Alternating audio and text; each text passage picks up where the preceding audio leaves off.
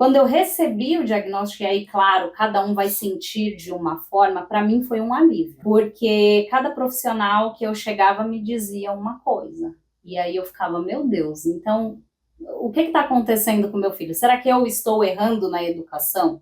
Será que eu estou mimando, como eu cheguei a ouvir algumas vezes? Ver o diagnóstico do Caio, para mim, foi um alívio no sentido de saber qual caminho trilhar. A busca do diagnóstico foi muito pesada. Então, as mães trazem bastante angústia no sentido de que são cobradas o tempo todo, elas são cobradas pelo que não fez, pelo que não está fazendo, no desenvolvimento, elas vão para as terapias e são cobradas. Quando elas trazem para a gente, assim, gente, eu quero ser a mãe dele. Eu sou a mãe dele. E aí vem aquela angústia, assim, eu gostaria de ser apenas mãe, né? E o profissional cobra. E essa mãe, que quer amar o seu filho, que quer acompanhar o seu filho, porque antes do diagnóstico é uma criança.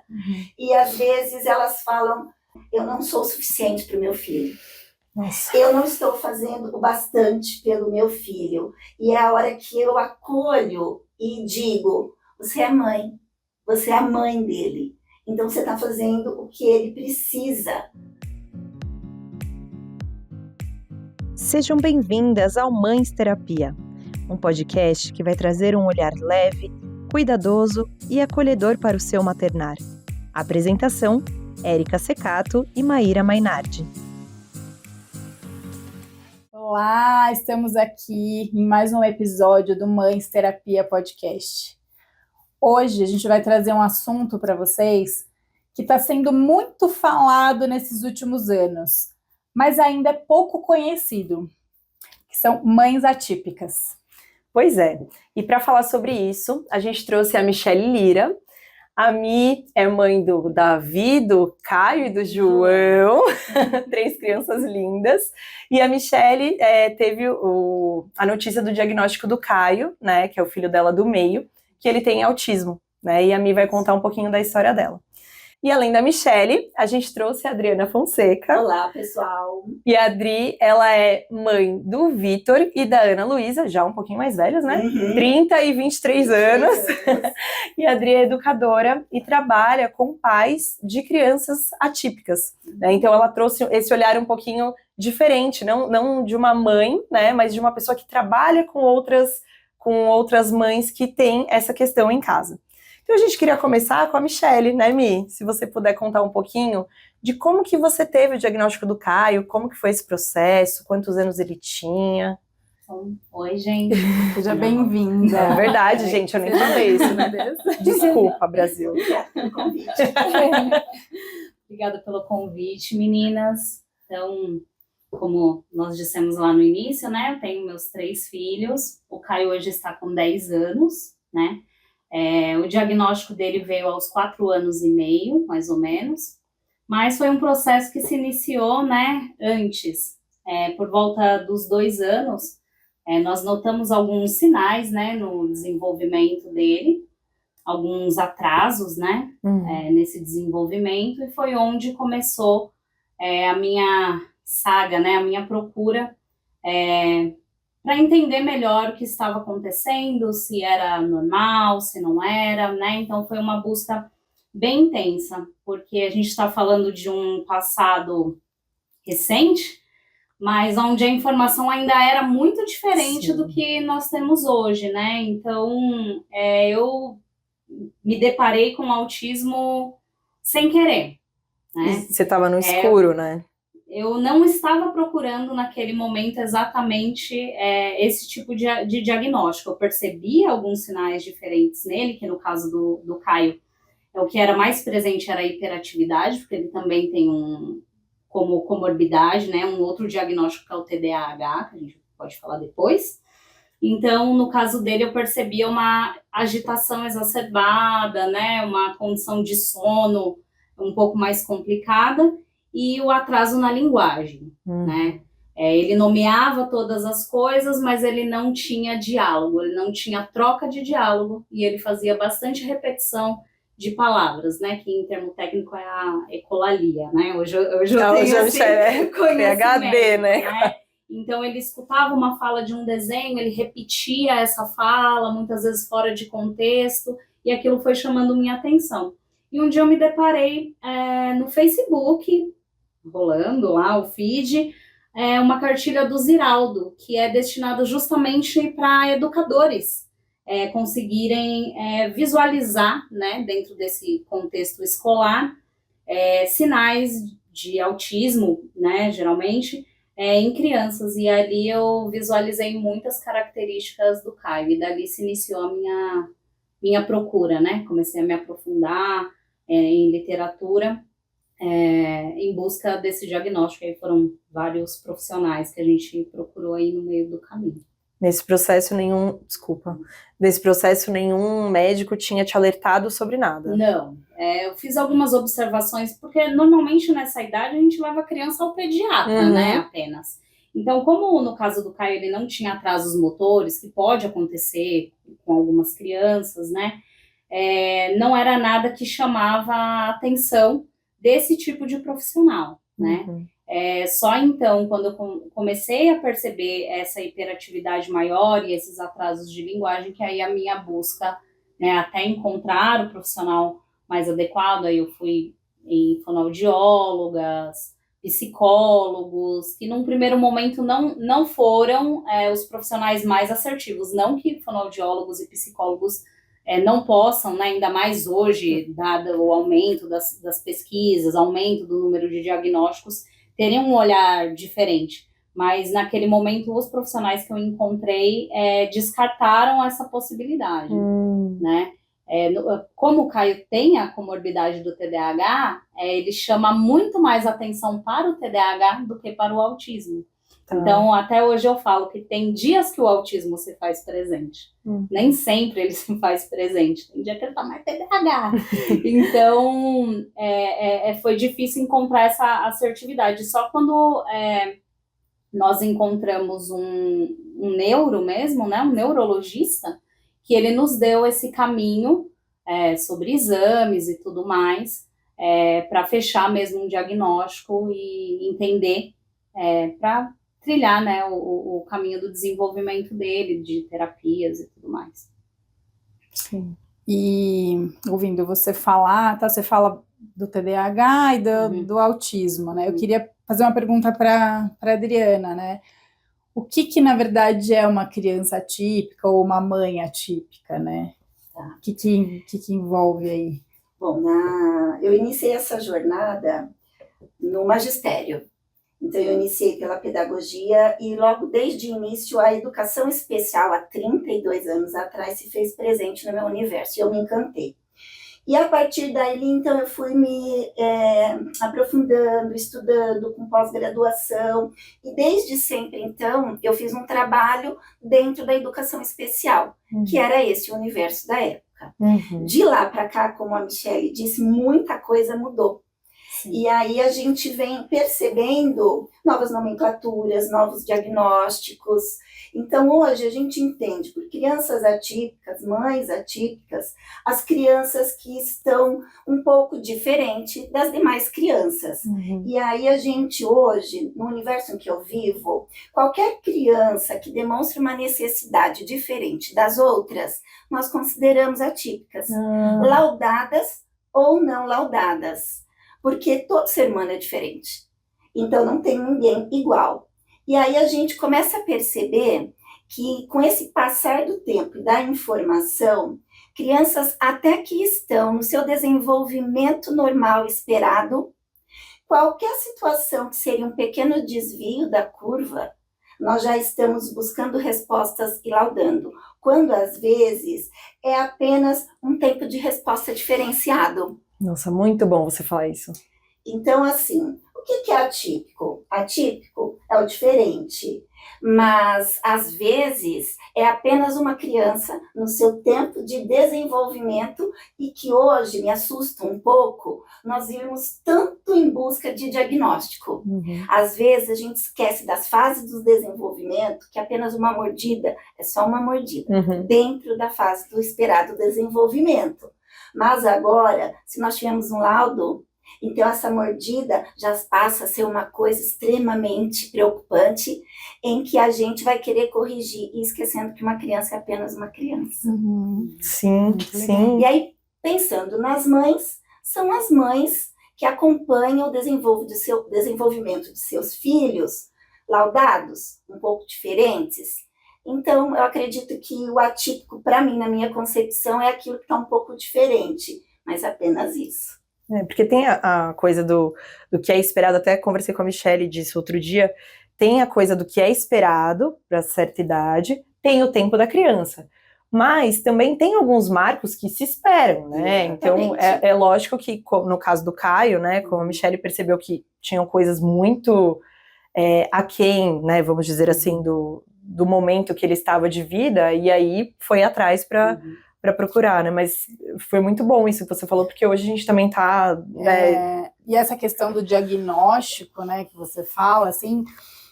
É complicado, né? Porque às vezes o diagnóstico você rotula, né? Você coloca a criança ali numa caixinha, mas ao mesmo tempo é bom ter um diagnóstico para você poder tratar e aí conseguir desenvolver aquela criança, né? E tudo mais. Eu acho que a gente fica ali às vezes, né? Eu acho que o que a gente precisa hoje é um bom senso. O diagnóstico é muito importante, porque a gente, então, vai compreender aonde está, para onde vai, o que esperar, quais são as intervenções. Mas se a gente olha para o olhar da minha realidade, que é da educação, hoje, a educação inclusiva, né? A gente tem as leis da inclusão, que garante uma série de diferentes olhares dentro da educação, um planejamento diferenciado para quem está laudado. Mas às vezes a gente percebe que tem uma criança ainda não laudada e ela precisa desse olhar, dessa pedagogia diferente, que beneficia a todos, não só o laudado. Mas o diagnóstico, sim, é muito importante para a gente. Por isso é importante a gente caminhar, né, nesse desenvolvimento mesmo, né, como sociedade mesmo, porque é isso. Existe também uma série de burocracias, né, nós conversamos outro dia informalmente, né, Érica, que a questão do laudo, às vezes a gente precisa dele para saber, sim, quais terapias, né, ou para garantir na escola, às vezes, um auxiliar terapêutico, né, que é super difícil conseguir, diga-se de passagem, mas, né, às vezes para conseguir alguns benefícios, mas também por burocracias, muitas vezes de convênio, então, ainda há muito que avançar, né, não deveria ser necessário que uma criança tivesse um laudo específico para ela ter acesso a esses tipos de terapia, a esse tipo de olhar, a esse tipo de intervenção, né? Infelizmente, hoje ainda precisa. Então, quem sabe aí, né, num amanhã, né, a gente vai caminhando para que haja uma melhora nesse sentido, porque realmente, às vezes, a gente é barrado em algumas coisas se você não tem um laudo.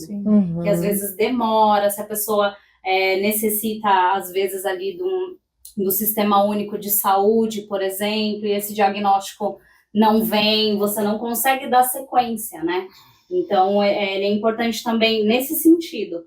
Mas é verdade também que dentro da educação, o educador tem que ter mesmo esse olhar. Esse preparo também, né? Em uma conversa uma vez, agendei com um professor de literatura da escola, tive uma intercorrência com o Caio, e aí fui conversar com ele, entender o que tinha acontecido, e eu tive a grata surpresa, depois dele me falar, ele falou, olha, o desenvolvimento do Caio está até acima de que alguns alunos.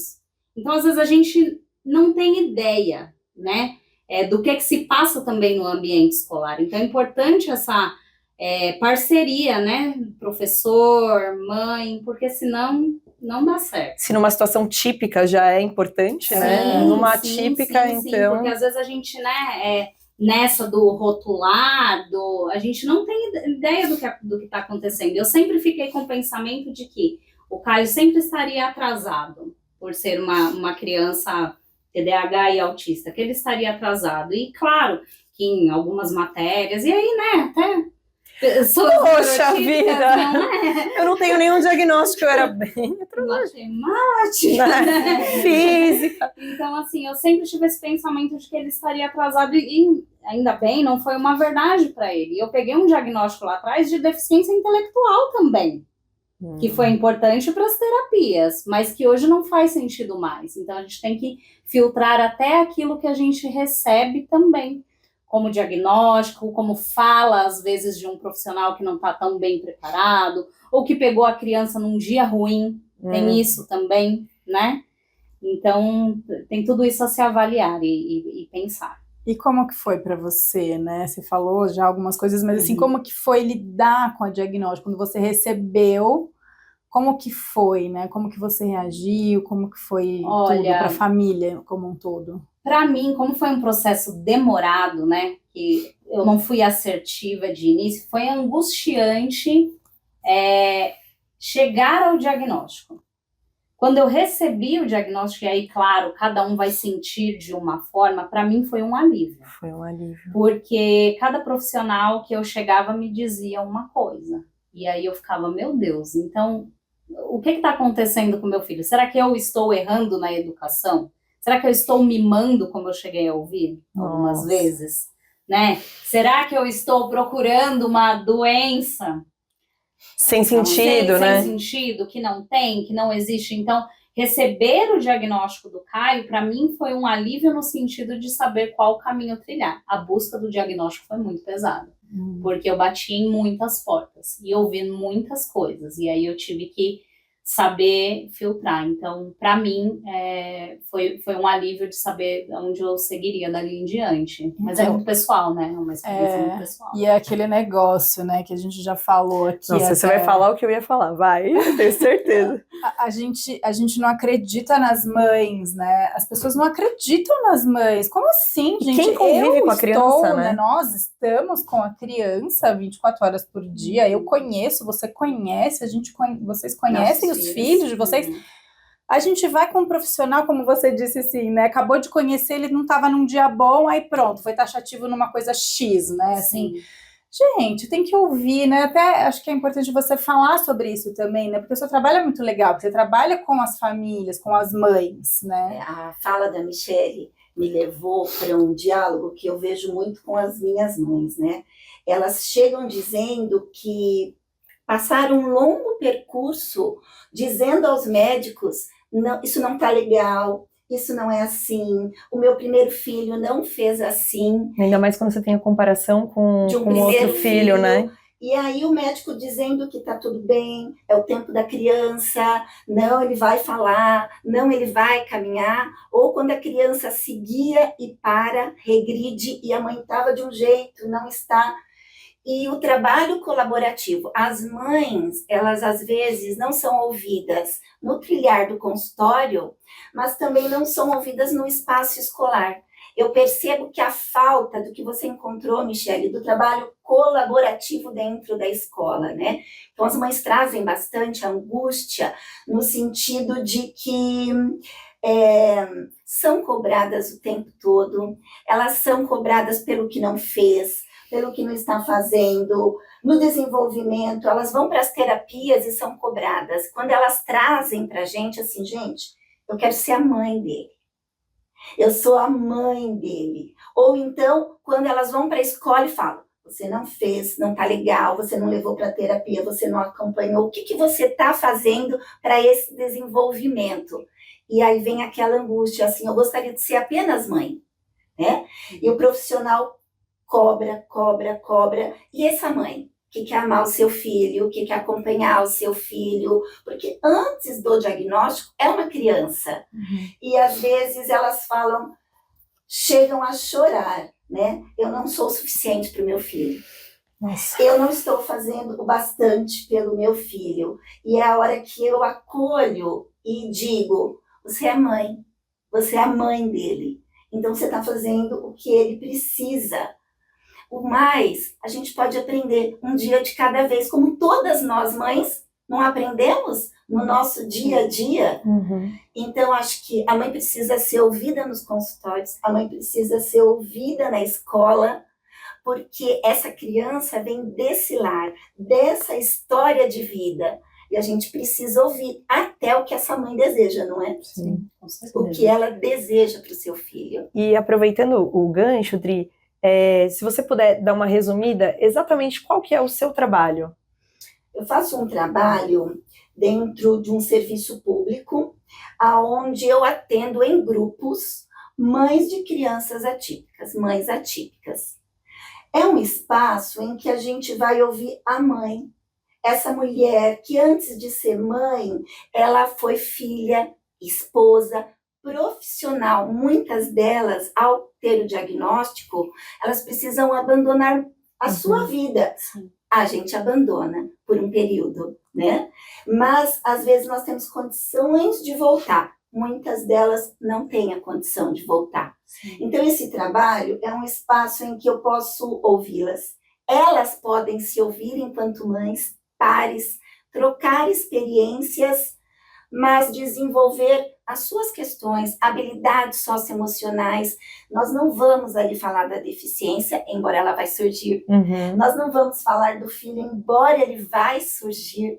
Mas nós vamos olhar para essa mulher que às vezes está ferida, às vezes ela vem culpada. E a gente costuma ter um combinado. Esse grupo ele tem um combinado. Primeiro, é que a gente possa deixar a mochila pesada da perfeição.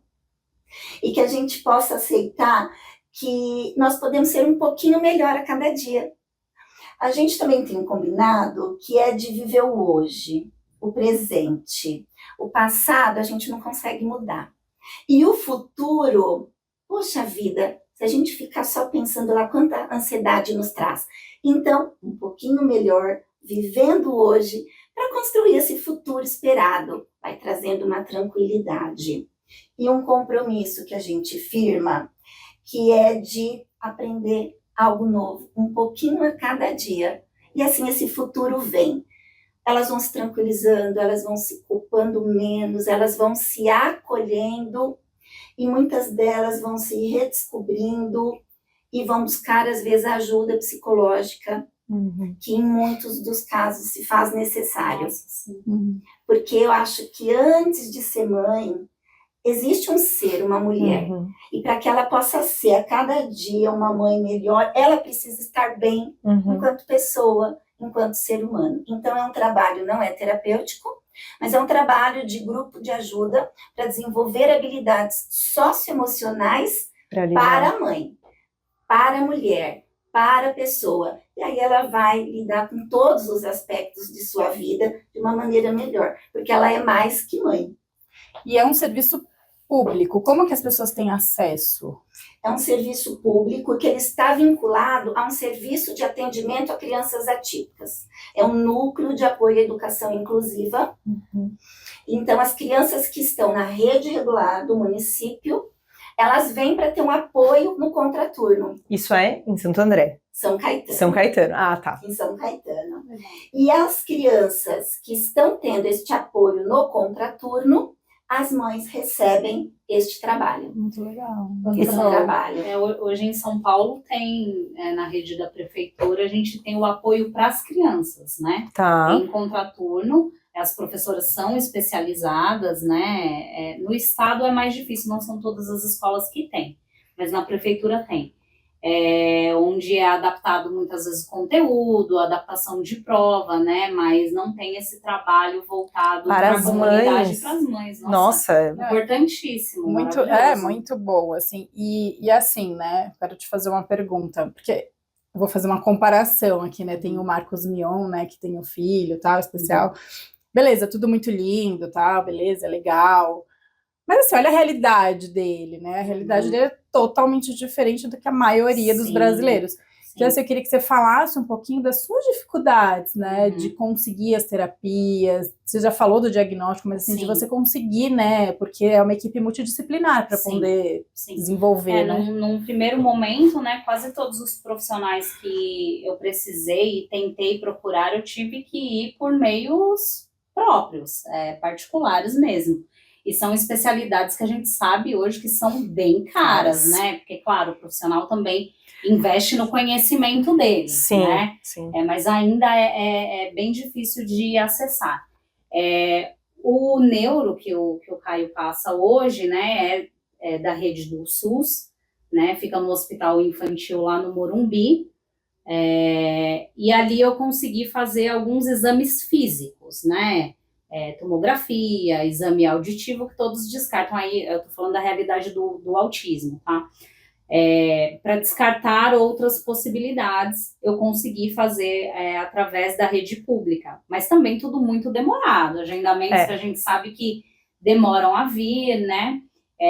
E a análise neuropsicológica eu também precisei fazer por meios particulares, e aí levantamos vaquinha na época, né? Porque é isso, né? Cada um tem uma realidade, mas também enxergo os meus privilégios também. Eu sei que tem algumas mães que têm ainda mais dificuldade. Eu tive o privilégio, principalmente, de ter um conhecimento por ser formada na área da saúde. Então, quando eu me deparei com um possível diagnóstico, eu já sabia acessar literatura, eu já sabia quais profissionais ouvir, que falas filtrar ou não, e a gente sabe que muitas vezes isso não é uma realidade, não é só a realidade socioeconômica, né, mas também intelectual, de acesso à internet, ao tipo de acesso que essas mães têm. Então tem muitas dificuldades aí no caminho. No meu caso, foi a dificuldade de acertar o profissional e a dificuldade financeira ali naquele momento e até hoje, né? De conseguir tudo que ele precisa, porque nem tudo a gente consegue pelo serviço público. E como que foi para você, Mi? Depois eu vou passar a mesma pergunta relacionada às mães que você atende. Nessa questão de preconceitos, você sentiu isso, assim, vindo das pessoas com preconceito com o Caio, tanto na escola quanto... Porque, assim, não sei se você pode até falar sobre isso, do comportamento dele, que por ser diferente do comum, né, as pessoas às vezes chamam atenção e tudo mais. E como que foi isso? Ele já sofreu algum tipo de preconceito? Você já vivenciou? Como que você lidou? Aí tem N contextos, né? No caso do Caio, ele tem um autismo nível 2 de suporte, né? Ou moderado, como era falado há um tempo atrás. Hoje, através das intervenções, a gente pode dizer aí, são palavras dos médicos que os acompanham, que ele teria um autismo leve ou nível 1 de suporte, né? Tendo aí o TDAH também bem hiperativo. Então, assim, quando ele era menor, essas inconveniências de comportamento, principalmente a hiperatividade, era bonitinho, né? Era aquela coisa do, assim, é aquela criança arteirinha, tá tudo bem, Como né? que era? O Caio tem, que a gente chama de estereotipia, né? Maior é o pulo e correr, e ele faz um pouco de flapping das mãos e dos braços, né? Movimentos de repetição para autorregulação. Então, ele pula muito e corre muito. Ele fala assim, pulando, né? Então, enquanto era pequenininho, era mais aceitável. Hoje, aos 10 anos, que ele tá, né, aí um pré-adolescente, começa a ficar mais inconveniente, né? Que é um mocinho pulando, né? Tipo... exatamente. Ou o tipo de pergunta, ele é muito falante. Então, a maneira como ele aborda, às vezes, as pessoas, principalmente se for um adulto, aí a pessoa fica assim, nossa, por que essa criança, né, tá falando isso? Porque ele vai chegar aqui e vai falar assim, nossa, sua unha. E já começa pegar, a mexer, tocar, né? Já passei por algumas situações de constrangimento. Então, acaba sendo não aceitável. E lidar com isso é difícil, porque quando a criança tem uma deficiência um pouco mais visível, ou ela apresenta características físicas que chamam a atenção, é um outro tipo de preconceito que aquela criança vai enfrentar, né? E aí, né, como a gente falou de abrir a escuta para as mães, né, ouvir as mães, eu até hoje, depois de mais de 5 anos de terapias, médicos e de conhecer o meu filho, né? Nesses 10 anos que eu conheço meu filho, até hoje eu recebo questionamentos será que ele é mesmo autista? Será que ele tem? Mas eu olho para ele e não vejo nada. Mas a gente conhece a realidade, né, dos nossos lares. Quem é você? A realidade dos dias E a gente volta nessa difíceis, pergunta, quem é você? Não é? Dos dias difíceis, das crises, que talvez não aconteçam ali naquela meia hora. E as pessoas têm um estereótipo, né? Acho que todas as neurodivergências a pessoa tem, e eu também tenho, assim, tipo, um estereótipo, né? De como que é o comportamento, só que não sabe, então, né? O preconceito também tem esse lado, né? O que nós já enfrentamos foi esse lado. E ao chegar também numa escola nova, por exemplo, quando ele foi para o primeiro ano, hoje ele está desde o primeiro ano nessa mesma escola, já está no quarto, como a gente é recebido pela equipe também, até a equipe entender se esses pais realmente são engajados, e eu entendo também que a escola deve receber todo tipo de gente, de pais, né? Recebe todo tipo de pai, aquele pai que não está nem aí também, e aí essa criança acaba se tornando um problema, né, de certa forma ali, para todos os envolvidos. Então, a maneira como a gente é recebido, às vezes também é recebido com um olhar de preconceito também, um olhar diferente. Então, nesse sentido, já enfrentei diversas situações. E como você se sente? Péssima, né? Nunca é bom a gente receber nada negativo com relação aos filhos, seja ele qual for, né? Sim. Então, é muito difícil. E os relatos, assim? A fala da Michelle é a fala da maioria das nossas mães que estão lá, porque só uma mãe atípica sabe entender a outra mãe atípica, né? Nós mesmos, profissionais que estudamos e não vivemos a realidade do dia a dia, não vamos ter o alcance do que seja, né? E eu fui ouvindo a Michelle falar, as mães trazem muito o comportamento inadequado, que a gente chama de desafiador, né?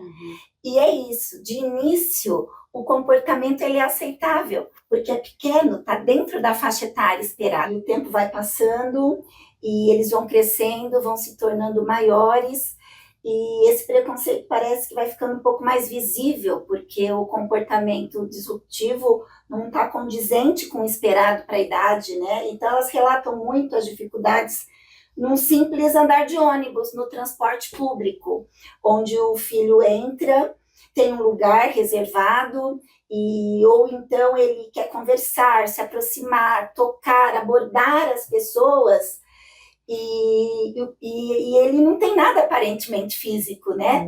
E a pessoa se sente desconfortável, estranha, e a mãe tá ali explicando, filho, nem todo mundo gosta que toca, filho, vamos sentar. Mas o preconceito ainda existe fortemente, né? Uma situação muito relatada pelas mães é supermercado, porque eles querem ter acesso aos produtos, shopping, onde a criança acaba chorando, se desregulando e vai para o chão. E alguns pais ainda se sentem desconfortáveis porque o olhar social ainda é reprovador. Outros já se mostram muito mais tranquilos e eu sento no chão se precisar, eu levo o tempo que for preciso para regular. Mas a gente sabe que isso é um processo. É um processo. Exatamente. No meu caso, assim, eu passei muito tempo pedindo desculpas pelo comportamento do Caio, né? Ou justificando, olha, desculpa, ele é autista, né?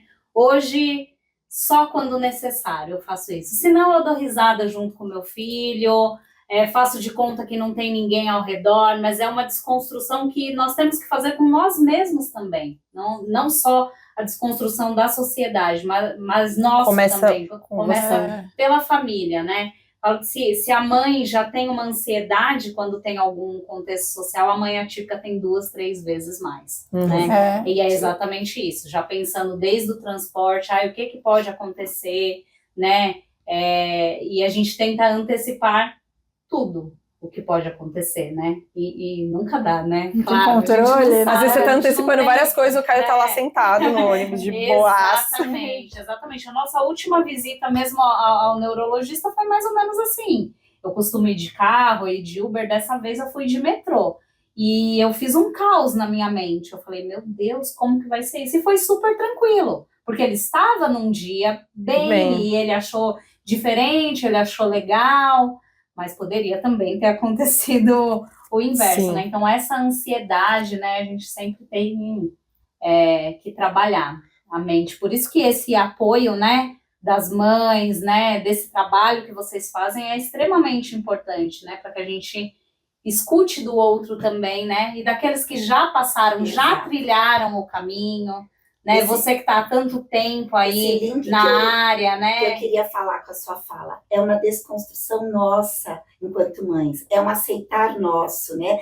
E quando a Michelle chega num grupo de mães, o Caio tem 10 anos, e eu tenho crianças de 2, de 3, e a mãe vai ouvir a Michelle falar, ela fala, nossa, então é possível, Michelle? E a Michelle vai dizer, vai. Né? E aí ela vai se acalmando, e essa troca entre elas é super importante, né? E muitas vezes eu pergunto, mas o que te preocupou na situação? Foi o seu filho, foi você, ou o que os outros vão pensar, né? E é o que os outros vão pensar na maioria das vezes. Sim. E aí o grupo vem para fortalecer essa mãe de que não importa o que os outros vão pensar, né? Para cada vez elas se desculpem menos. É muito legal, é muito importante, como ela falou, assim, esse trabalho. E assim, ouvindo vocês duas falando, né, eu ia te perguntar, o que você acha que falta ainda? Porque é muito legal, é muito importante, acho que sim, tem que ter isso, né, da mãe não se importar com o que vão falar, eu acho que isso como um todo, né, porque eu fiquei pensando aqui. Até em birras, né? Tipo, meu filho se joga no chão, ele tem uns ataques às vezes em casa, e até o meu marido estranhava, agora ele já entendeu que eu Faz simplesmente abaixo, fico falando com ele, às vezes ele me dá uns empurrões, às vezes ele tem 1 ano e 6 meses, mas ele me empurra, tal, e eu fico ali, falando com ele, abraço, beijo, tal. Você imagina, eu não consigo nem imaginar como que é para essas mães, sabe? Então, eu acho que sim, é importante elas não ligarem, tal, mas também é importante a gente falar mais sobre isso e abrir a mente da sociedade.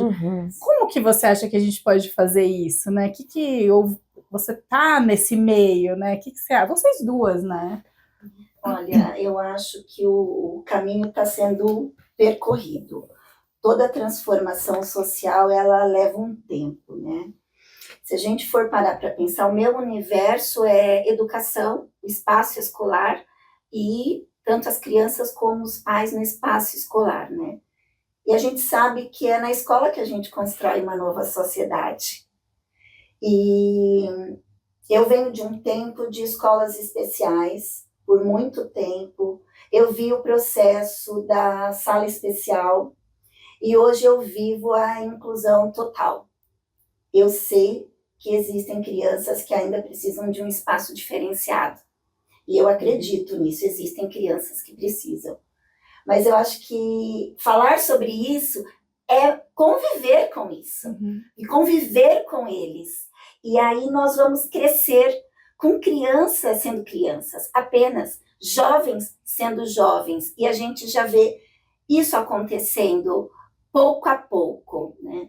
Eu acredito que a nossa transformação está na educação, falar sobre isso, conversar sobre isso. Sou a favor da educação inclusiva, mas nós precisamos ainda que todos tenham o suporte do contraturno. Sim. Não são todas as crianças que estão recebendo o apoio multidisciplinar que eles precisam para se desenvolver.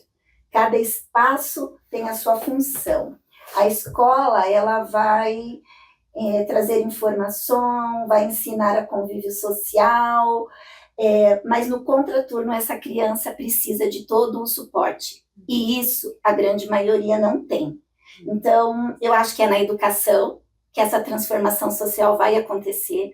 Os educadores estão se transformando, as famílias envolvidas vão se transformando pouco a pouco, mas a gente precisa desromantizar a inclusão ainda. Sim. Olhar para essa inclusão com responsabilidade. Nós temos muito a conquistar ainda e não fazemos a inclusão sozinha, a saúde precisa caminhar com a gente, e que todos eles, família e crianças, tenham o suporte de contraturno necessário. Não é uma vez por semana, 2, 50 minutos, que a gente vai conseguir alcançar o que eles precisam, mas eu acredito que todos eles vão.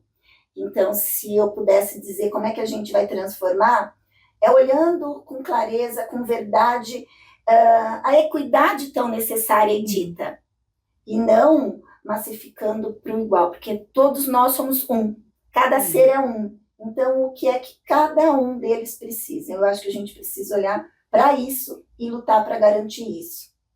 Eu acho que é na educação que vai acontecer essa grande mudança. Sim. Muito bom, com certeza.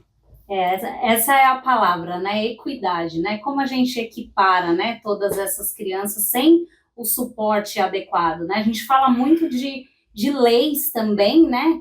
Mas a gente sabe que na vida real as coisas não acontecem, como tá lá bonitinho no papel, que toda criança, no caso do autismo, que até é importante falar que as crianças que têm direito por lei, isso já é um retrocesso, e nem essas crianças conseguem acessar, são só crianças autistas que teriam direito a ter.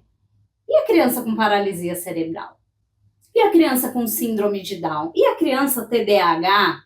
E a criança com dislexia dentro de uma sala de aula, né? A gente tem aí um contexto de algumas escolas que não tem nem estagiário dentro de sala.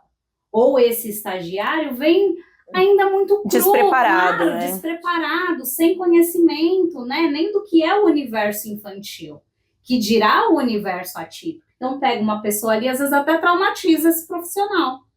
Joga todas as crianças ali para ela, né? E ela não sabe como trabalhar. Quando tem. Sim. Né? Então, assim, tem escolas e algumas pessoas vão bater de frente e pedir, e aí a prefeitura, a subprefeitura ou o estado fala assim, não, mas nós temos assistente de vida escolar. O assistente de vida escolar, ele tá ali para auxiliar uma criança que precisa de suporte para ir no banheiro, que precisa trocar uma fralda, que precisa de suporte para se alimentar. E muitas vezes um assistente para, sei lá, né? Exato, para muitos. Mas e a parte pedagógica daquelas crianças que têm condição, né, de desenvolver essa parte? Como que fica? Né? Então, ela pode dizer melhor do que eu que ela tem vivenciado esse caminho, né, que está sendo percorrido. Né? Eu ouvi de algumas educadoras que era praticado, por exemplo, pelo menos aqui em São Paulo, a média 5 para todo aluno atípico.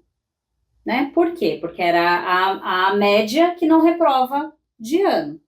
Mas a gente sabe que tem criança que tem condições de ter uma nota maior, se de repente ela receber uma prova oral, por exemplo. Então, assim, precisa muito, né, ainda o que caminhar, já melhorou muito, né, mas ainda é um caminho que estamos trilhando mesmo. Sim. E em relação ao suporte para a mãe, porque eu acho que, assim, a gente está aqui falando muito, né, da maternidade, né, das crianças e tal, e aí a gente trouxe a Adriana justamente porque ela tem esse trabalho lindíssimo, né, e necessário para as mães. E eu queria saber de você, Mi, como que suporte que você teve? Porque é isso, a situação do Caio é X, você falou que você reconhece os seus privilégios, mas tem gente que tem mais privilégio, né? Enfim, não dá pra gente... Não é uma batalha de quem sofre mais. É isso que eu ia falar, independente do privilégio, né? Mas assim, você vivencia isso, né? O Marcos Mion vivencia outros desafios, né? A pessoa que tem menos condições que você convive. E como... No seu caso, já que a gente está falando de você, do Caio, como que você buscou esse suporte para lidar com essas dificuldades, né? Sua família te apoiou, você fez algum trabalho, né, terapêutico, enfim? Eu busquei acolhimento naqueles que me ouviam, primeiramente, né? E que demonstravam me entender. Porque é isso, às vezes dentro da própria família, às vezes dentro de um contexto de trabalho, e da onde a gente espera, não vem acolhimento, né? Então, eu, claro, busquei acolhimento no meu esposo, né? Que também foi super aberta ao diagnóstico, né? Entrou na jornada com você. Entrou junto comigo e lidou bem com isso. A gente sabe que cada um, né, sente de uma forma, como eu já comentei, mas nos apoiamos mutuamente. E um dos primeiros lugares onde o Caio fez terapia era uma ONG, né? E a ONG fazia esse trabalho de acolhimento com as mães e foi muito importante. Eu falo que eu sinto falta até hoje. Hoje ele, pela idade, ele já não é mais atendido por essa instituição. Mas eles faziam esse trabalho tanto em grupo como individual, porque às vezes tem questões muito íntimas, né, das pessoas, não só quanto ao diagnóstico, mas é isso, o abandono, às vezes, ali da vida profissional, o abandono como mulher, né, o abandono da vaidade, muitas vezes. Então, eu recebi esse suporte dentro dessa ONG que recebeu o Caio para terapias, então eu recebia também, e foi muito importante. E o apoio dos amigos, né? Vocês querem acrescentar mais alguma coisa que vocês acham importante falar, assim, de repente, para as mães que acabaram de receber algum diagnóstico do filho, né? De como que elas poderiam transformar isso em algo um pouco menos pesado, né? Não sei nem se eu posso falar mais leve, mas um pouco menos pesado. Quer falar, Adri, alguma coisa para essas mães? Olha, hoje a forma que eu vejo, eu diria para essas mães que amem seus filhos, sejam mães. Eles precisam de vocês, do acolhimento, da força. E lembrem-se de quem vocês foram antes. Essa mulher vive aí. E quanto mais ela estiver nutrida, ela estiver acolhida, sejam gentis com vocês. A partir dessa gentileza que vai brilhar a chama, o calor do seu coração, para você seguir em frente com tudo que vai vir. Sejam gentis com vocês. Muito, muito necessário, né? E você, se perdoem mais, né? Porque eu falo que a maternidade parece que vem com o chip da culpa, né? A maternidade todo mundo fala isso aqui, né? Em geral, vem com o chip da culpa. Se culpar menos, se ouvir, acreditar na sua intuição, acreditar no seu olhar, né? No quesito dos diagnósticos, buscar o diagnóstico se você realmente, né, acha necessário para poder conduzir melhor dali para frente, né, dali em diante, e é isso mesmo, ser mãe, né, primeiro de tudo, como ela falou. É o que eles têm, por eles são os pais. Eu também queria registrar, não poderia deixar de dizer que nesses 32 anos, o quanto os pais estão mais próximos das mães. Então, eu tenho muitos homens nos grupos e muitas mães que falam, eu gostaria que ele estivesse aqui para ouvir, né? Então, pais, também se unam às mães. Essa jornada não é só delas. E vocês podem dar toda a sustentação e acolhimento que essas mães precisam. Eu fico muito feliz em dizer que hoje os pais estão muito mais juntos nessa jornada. E que a gente, como mãe, também possa se abrir a essa ajuda, né? Porque às vezes a gente também, aí em todo o contexto familiar, né? Muitas vezes a gente acaba querendo fazer tudo, né? E querendo abraçar tudo. E não garante um espaço para você. Porque a gente acaba achando que só a gente vai conseguir fazer da melhor forma. E gente, só nós cuidamos. Mas a gente também precisa ser cuidado às vezes. Sim, ou às vezes. Para conseguir cuidar do outro, né? É importante a gente estar bem, né? E os pais não só podem, como devem, né? O papel deles, né? A responsabilidade deles também, né? Exatamente. É isso.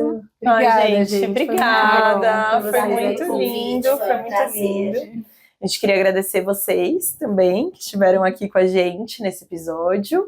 Não se esqueçam de se inscrever no canal, ativar o sininho. curtir, compartilhar, encaminhar para os amigos, para as amigas. E é isso. É isso, gente. Até a próxima. Beijo, até a próxima. Obrigada. Até a próxima.